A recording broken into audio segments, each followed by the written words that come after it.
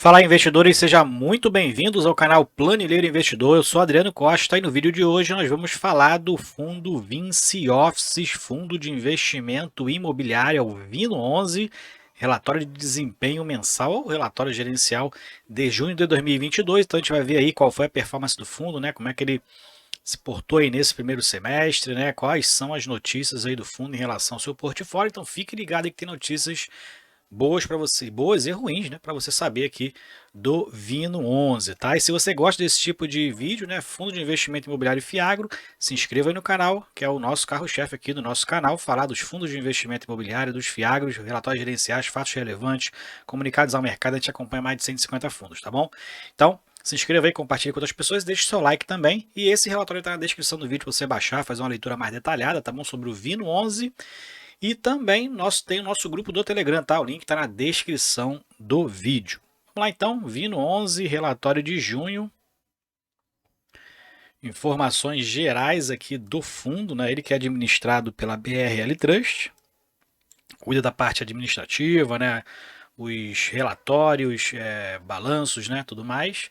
E é gerido pela Vinci Real Estate, gestora de recursos. Tem o código de negociação Vino 11. Atuação, né? Classificação aí pela Ambima, lajes corporativas, e o valor de mercado encerrado no dia 30 de junho, R$ 43,79, valor patrimonial R$ 54. Valor de mercado que hoje, dia 21 de julho, estava girando em torno de R$ 41,80.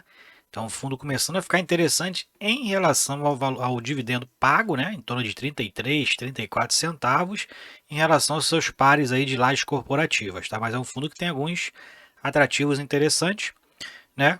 Você tem que avaliar se ele se encaixa dentro da sua estratégia. Eu não tenho o Vino 11 atualmente na carteira, já tive até novembro do ano passado.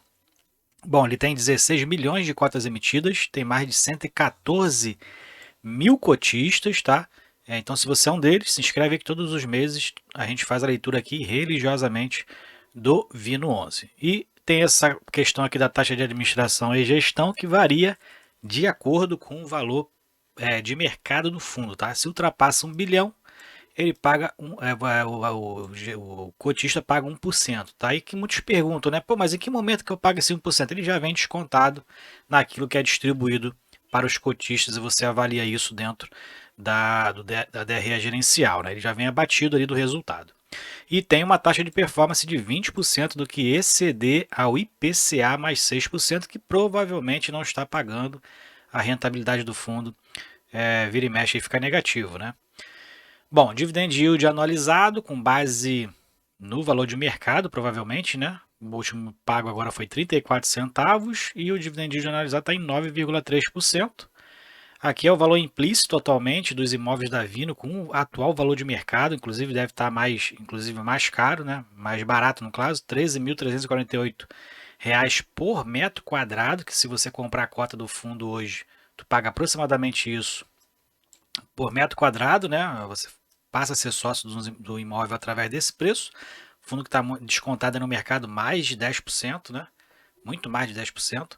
E a expectativa de rendimentos para o fundo para até dezembro de 2022 está entre 32 e 36 centavos por cota. Então, nesse segundo semestre de 2022 é a previsão, tá bom? É a previsão de distribuição.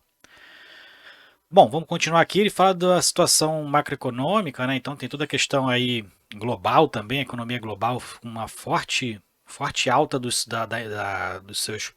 sua taxa de inflação, né?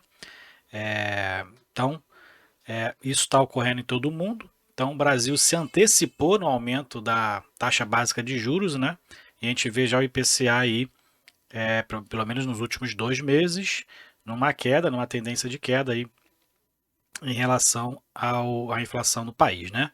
Quando a gente pega individualmente, a gente vê que ainda os preços, principalmente da cesta básica, está muito alto, né? E isso vem aí então tirando, né, sensivelmente o recurso do cidadão, principalmente aquele que tem a menor renda, né?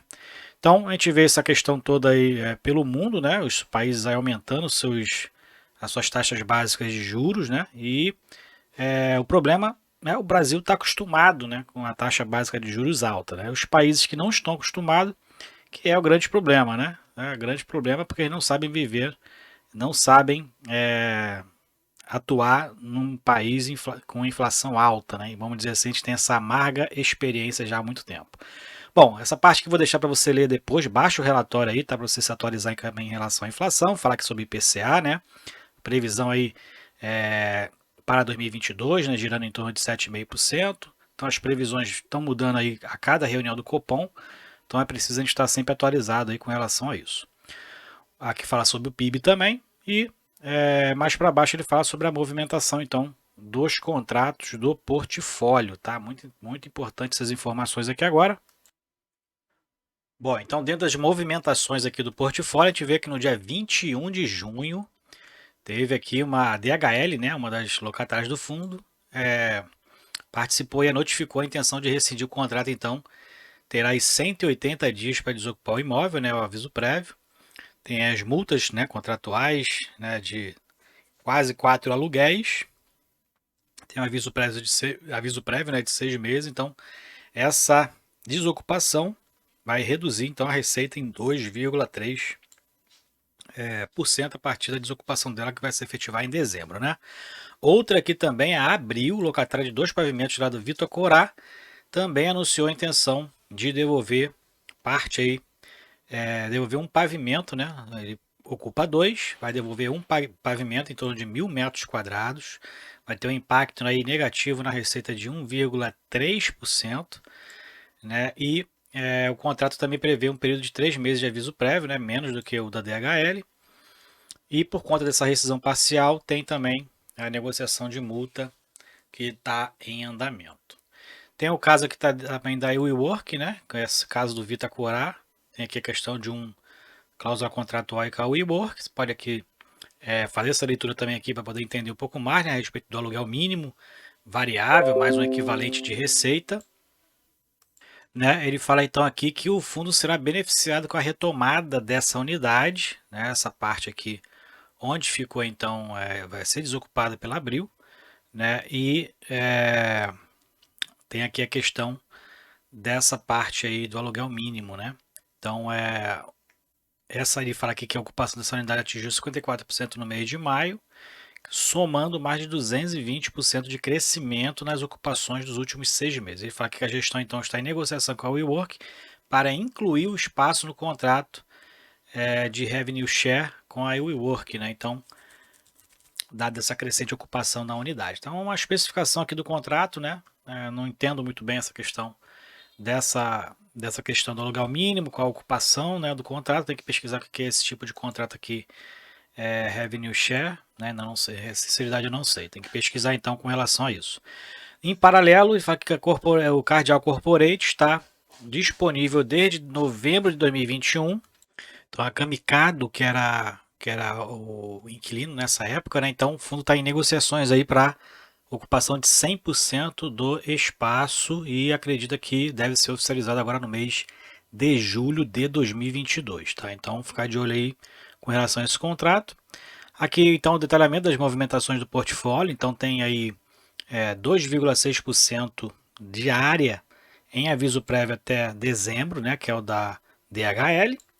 Aqui tem negociação avançada em torno de quase 5% da área aí que está desocupada, né? Pela Cardial Corporate, pela Abril também, parcialmente, né?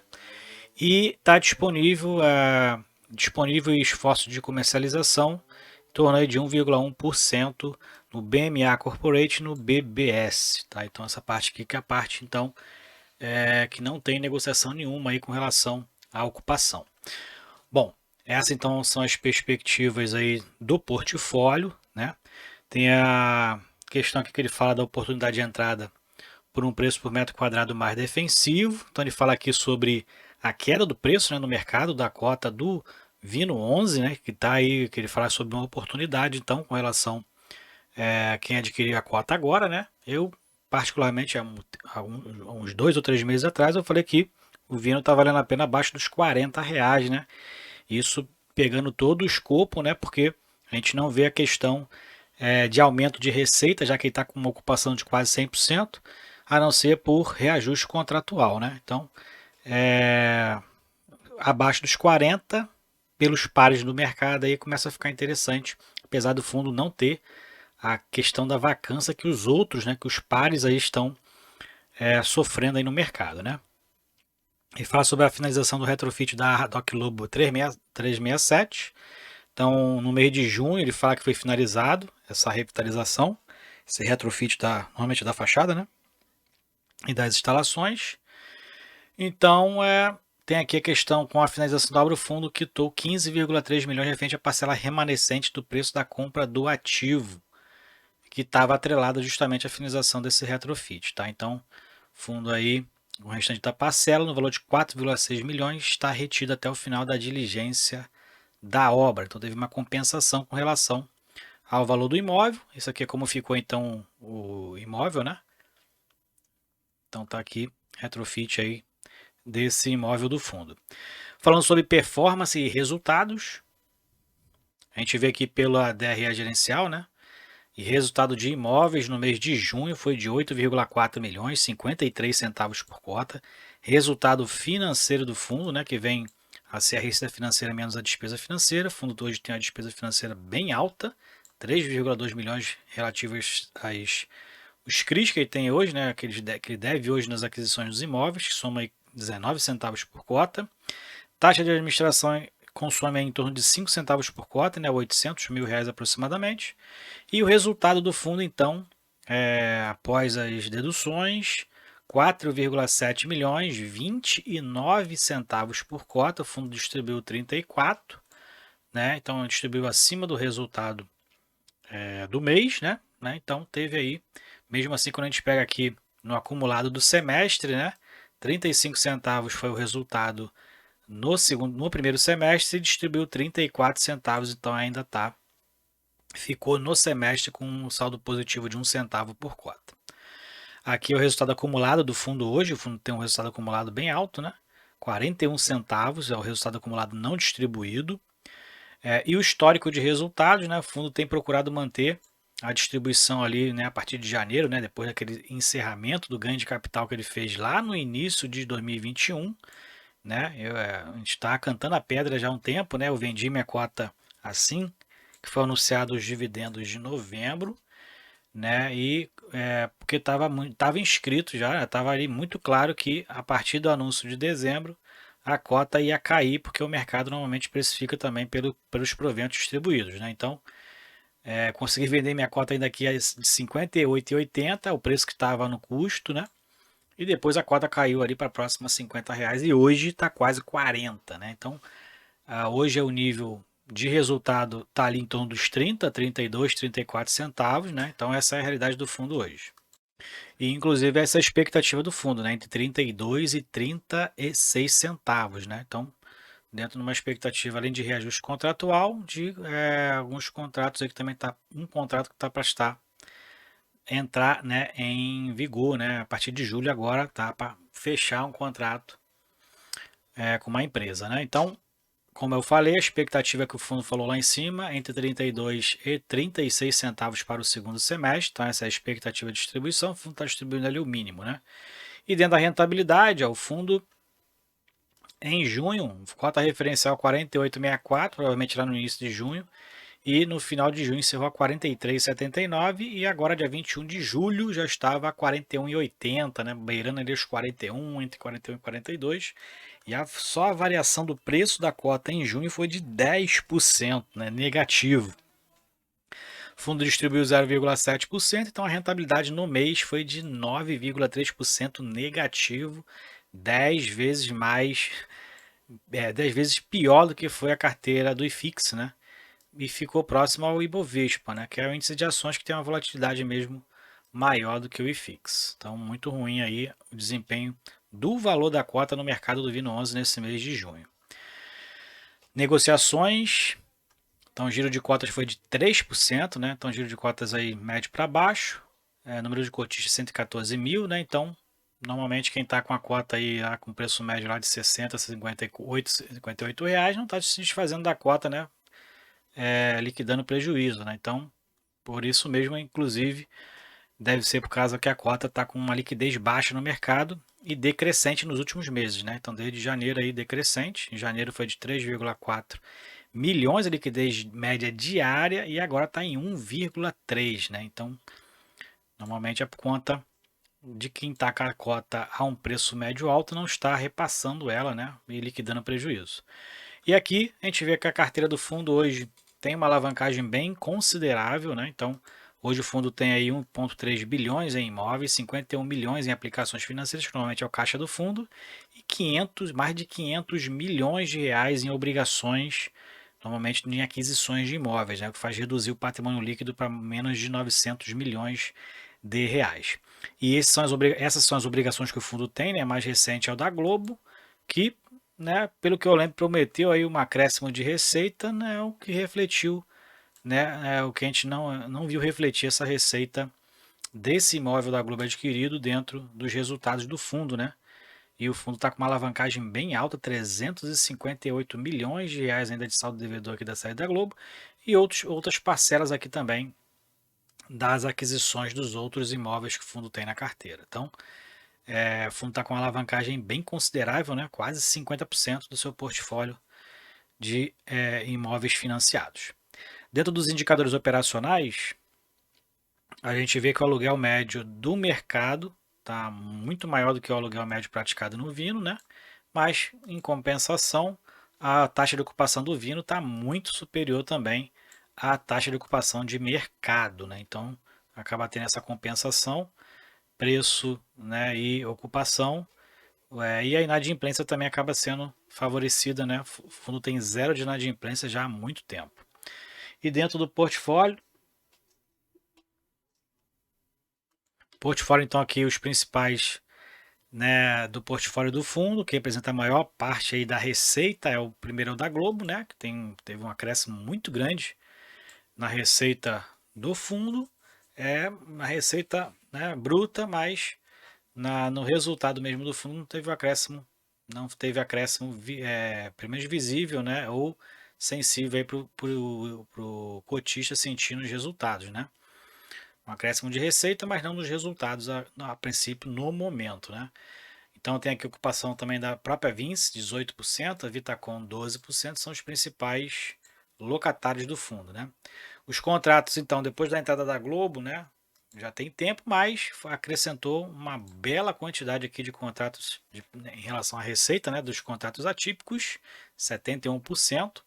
Comunicação e mídia também é o segmento agora que apresentou a maior participação dentro dos inquilinos. E também cidade de São Paulo, 69%, onde está a área bruta locável do fundo. Prazo médio de vencimento dos contratos está em quase 9 anos, né? Então a maioria dos contratos vence a partir de 2025, com mais de 70% a partir de 2026, e as revisionais acontecem aí nos próximos anos, né, também. E a gente verifica aqui também que a maioria dos contratos são indexados ou reajustados pelo IPCA, né? E em dezembro tem a maioria, 64%. Próximo reajuste contratual é nesse mês de julho, né, que está em andamento, 4% de reajuste pelo IPCA, né? Pelo azulzinho que está aqui é pelo IPCA. Continuando então aqui, a gente verifica as localizações, então são 2 imóveis na zona sul do Rio de Janeiro. E os imóveis de São Paulo localizados aí em Pinheiro, Jardim Paulista, Chucre Zaidan e Alphaville, né? Então são os imóveis que o fundo tem. E aqui as outras, né, as principais localizações dos imóveis do fundo. Hoje ele tem dentro do seu portfólio aí 10 imóveis, né? Contando com a sede da Globo, que é o principal imóvel atualmente hoje do fundo, né? Então é isso, relatório gerencial do Vino 11, fundo de lajes corporativas, muito descontado aí no mercado, né? Começando o preço a ficar interessante aí para uma entrada, se você só faz análise com relação ao dividendo distribuído, né? Tem que também avaliar a questão da qualidade dos imóveis, né? Então, se for pela qualidade dos imóveis, o fundo está num preço excelente já para entrar bastante descontado aí no mercado, tá ok? Então é isso aí, se você gostou do vídeo, deixa o seu like, se inscreva no canal, compartilhe com a gente se você é cotista do Vino 11, qual o percentual da sua carteira hoje, se inscreva lá no nosso grupo do Telegram, fique com Deus, até o próximo vídeo, tchau, tchau.